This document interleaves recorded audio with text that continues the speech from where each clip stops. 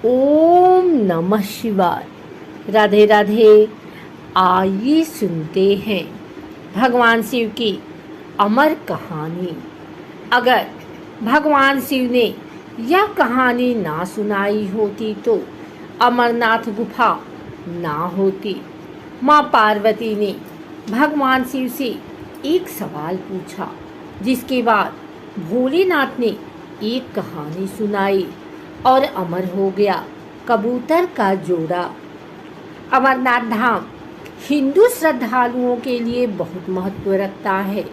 जम्मू कश्मीर की वादियों में स्थित अमरनाथ धाम जाने के लिए भगवान शिव के भक्त साल भर इंतजार करते हैं। चार धाम की तरह भक्तगण इस पूजनीय यात्रा को जीवन में एक बार करने की इच्छा अवश्य रखते हैं। अमरनाथ यात्रा के बारे में कहा जाता है कि यहाँ भोले की मर्जी के बिना भक्त नहीं पहुँच पाते हैं। जिसे भगवान शिव बुलाना चाहते हैं वही उनका दर्शन कर पाते हैं। अमरनाथ यात्रा हर साल जून जुलाई के महीने में शुरू होती है। अमरनाथ की यात्रा बेहद रोमांचक है, क्योंकि यह यात्रा धरती पर स्वर्ग के जैसी है। हिमालय की गोदी में स्थित अमरनाथ हिंदुओं का सबसे ज़्यादा आस्था वाला पवित्र तीर्थ स्थल है। अमरनाथ की खासियत पवित्र गुफा में बर्फ से शिवलिंग का बनना है। प्राकृतिक हिम से बनने के कारण ही इसे हिमानी शिवलिंग या बर्फानी बाबा भी कहा जाता है। भगवान शिव ने बताया अमर होने का रहस्य। अमरनाथ हिंदी के दो शब्द अमर अर्थात अनश्वर और नाथ अर्थात भगवान को जोड़ने से बनता है।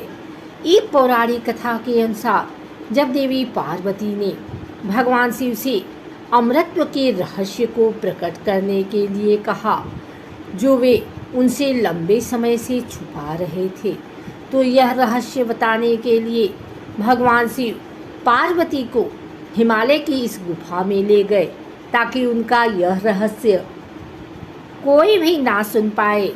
और यही भगवान शिव ने देवी पार्वती को अमरत्व का रहस्य बताया। पुराणों में वर्णित है कि एक बार माता पार्वती ने भगवान शिव से पूछा, आप अजर अमर हैं और मुझे हर जन्म के बाद नए स्वरूप में आकर फिर से वर्षों की कठोर तपस्या के बाद आपको प्राप्त करना होता है।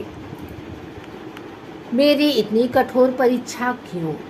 और आपके कंठ में पड़ी यह नरमुंड माला तथा आपके अमर होने का रहस्य क्या है?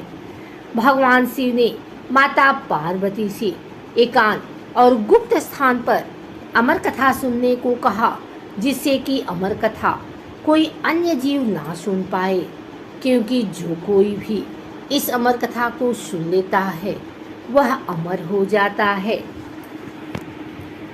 पुराणों के मुताबिक शिव ने पार्वती को इसी परम पावन अमरनाथ की गुफा में अपनी साधना की अमर कथा सुनाई थी, जिसे हम अमरत्व कहते हैं। भगवान भोलेनाथ ने अपनी सवारी नंदी को पहलगाम पर छोड़ दिया, जटाओं से चंद्रमा को चंदरबाड़ी में अलग कर दिया और गंगा जी को पंचतड़ी में तथा कंठाभूषण सर्पों को शीशनाग पर छोड़ दिया।